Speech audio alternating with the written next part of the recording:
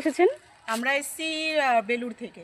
আচ্ছা, তো আমরা এই গাছটা থেকে একটা মৌসম্বি আপনাকে কেটে দিচ্ছি। আপনি বলছিলেন যে আপনার দেখে খুব ভালো লাগছে, মিষ্টি হয় কি না সেটাও আপনি জিজ্ঞাসা করছিলেন। তো আমি কেটেছি, আপনারা একটু টেস্ট করুন আর টেস্ট করে বলুন যে আদৌ এটা মিষ্টি কিনা, আমাদের এখানে ভালো হচ্ছে কিনা। মিষ্টি আছে, খুব ভালো খেতে, রসও আছে অনেকটা, খুব ভালো খেতে।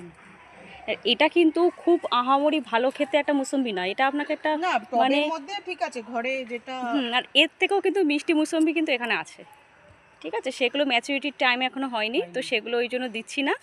তো এটা হয়ে গেছে, তো আপনিও টেস্ট করুন। সাইজটাও খুব ভালো, তাই না? ফলের সাইজটাও ভালো আছে।